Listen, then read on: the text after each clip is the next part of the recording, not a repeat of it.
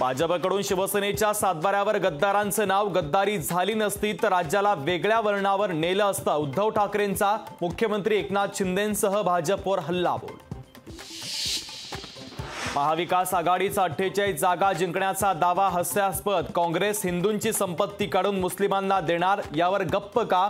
बावनकुळेंचा उद्धव ठाकरेंना थेट सवाल.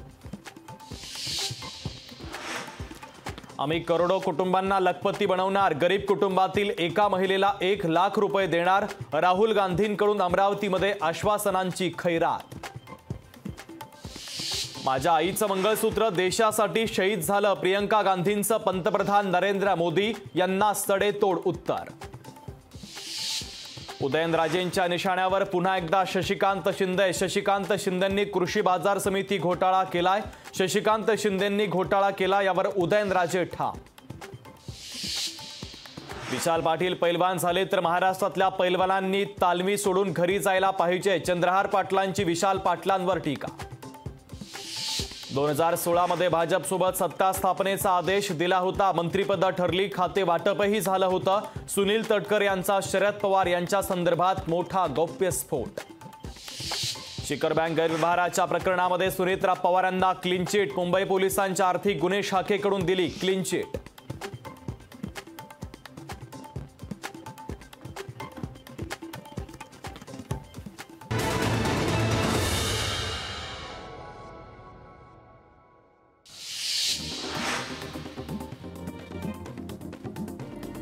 मुंबईतील पत्राचा पुनर्विकास प्रकरणी 73.62 कोटी रुपयांची मालमत्ता ईडीकडून जप्त. प्रवीण राऊतांची पालघर आणि दापोलीतील मालमत्ता केली जप्त.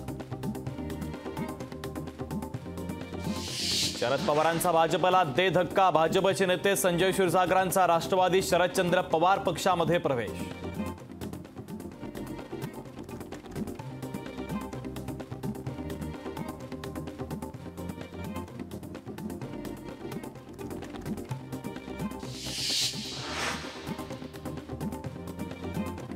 मुख्यमंत्री एकनाथ शिंदे उद्या छत्रपती संभाजीनगरच्या दौऱ्यावर. शिंदे कार्यकर्त्यांसोबत घेणार आढावा बैठक. रावेर लोकसभा मतदारसंघातील महाविकास आघाडीच्या उमेदवारांनी भरला उमेदवारी अर्ज. संजय राऊत, जयंत पाटील, जितेंद्र आव्हाडांच्या उपस्थितीमध्ये उमेदवारांनी भरले उमेदवारी अर्ज. प्रकाश आंबेडकर, शाहू छत्रपतींना सहकार्य करण्याचा विचार करावा. मनोज जरांगे पाटलांचं मराठा समाजाला आवाहन.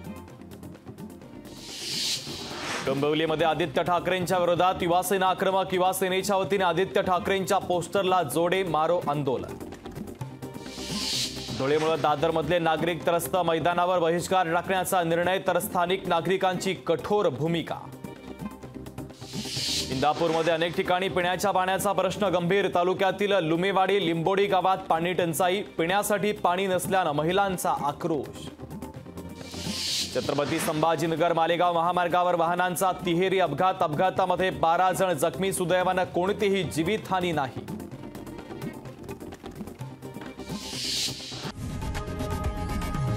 लोकशाही मराठी ऐका, पहा, जागरूक रहा.